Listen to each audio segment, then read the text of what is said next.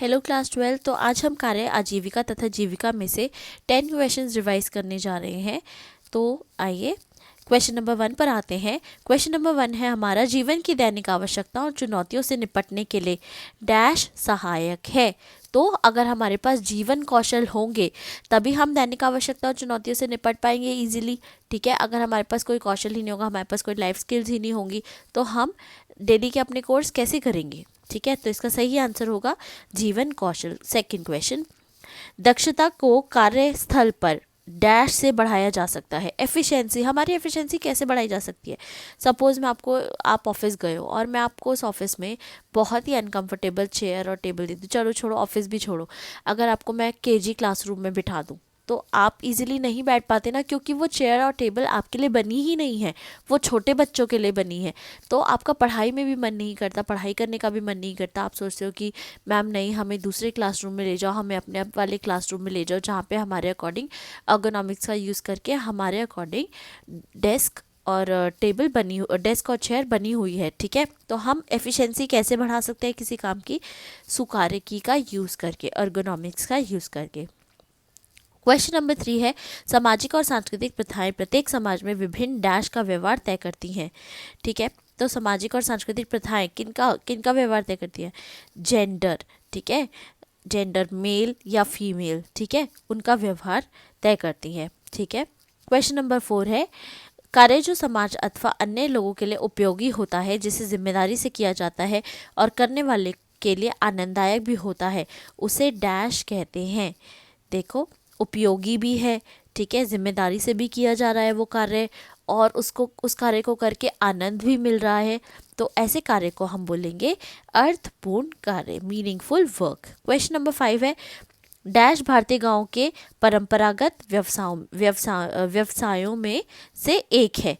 तो परंपरागत हमारे ट्रेडिशनल ऑक्यूपेशंस कौन सी है, हस्तशिल्प। ठीक है, तो भारतीय गांव में भी आजकल आप देख रहे हो कि पहले तो बिल्कुल ये चीज़ें ख़त्म होती जा रही थी, पर आजकल फिर से इनको रिवाइव करने का काम चल रहा है। ठीक है, क्वेश्चन नंबर 6 है, निम्न में से कौन एक प्रख्यात महिला उद्यमी है। तो इनका सही आंसर है किरण मजूमदार शॉ। ठीक है, एक बहुत बड़ी एंटरप्रेन्योर है। ठीक है बेटा, उसके बाद हम आ जाते हैं नेक्स्ट क्वेश्चन पर। क्वेश्चन नंबर 7, एक व्यक्ति का नौकरी से संतोष अथवा असंतोष का अनुभव उसके डैश से काफ़ी प्रभावित होता है, उसके एटीट्यूड से, उसकी मनोवृत्ति से।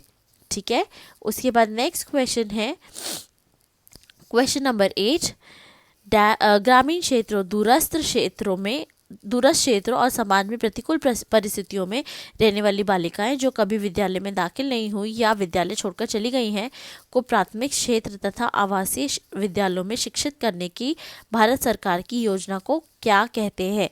तो मैंने आपको पढ़ाया था, इसको KGBV बोलते हैं, कस्तूरबा गांधी बालिका विद्यालय, या उसको आप KGBV भी लिख सकते हैं। तो इसका राइट आंसर KGBV होगा। A good worker can dash by applying appropriate writing, speaking and listening skill. एक अच्छा कार्यक्रमी समुचित लिखने, बोलने और सुनने के कौशलों का प्रयोग करके डैश को समझाता है। कम्युनिकेट क्लियरली, स्पष्ट संप्रेषण। ठीक है, अगर वो ठीक से लिख रहा है, अच्छे से बोल रहा है और उसकी लिसनिंग स्किल्स भी अच्छी हैं, तो वो क्या दर्शाएगा बेटा, आप खुद देखो, सारे आप ऑप्शंस को पढ़ो और फिर मुझे बताओ, वो कम्युनिकेशन को दर्शाएगा। ठीक है, उसके बाद 10th क्वेश्चन है, social entrepreneurs are social dash. सामाजिक उद्यमी जो हैं वो डैश हैं, वो उत्प्रेरक हैं। ठीक है, वो कैटलिस्ट के तौर पर काम करते हैं। एक क्वेश्चन मैंने आपको यहाँ पे बताया था, क्वेश्चन नंबर 6, कि कौन जो है वो एक एमिनेंट वुमेन एंटरप्रेन्योर है। इसका सही आंसर था किरण मजूमदार शॉ।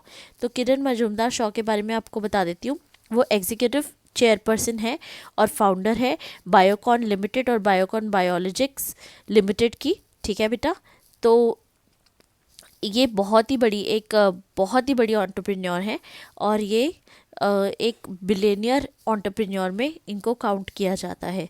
ठीक है, तो इनकी जो नेट वर्थ है वो 380 करोड़ USD के अकॉर्डिंग है।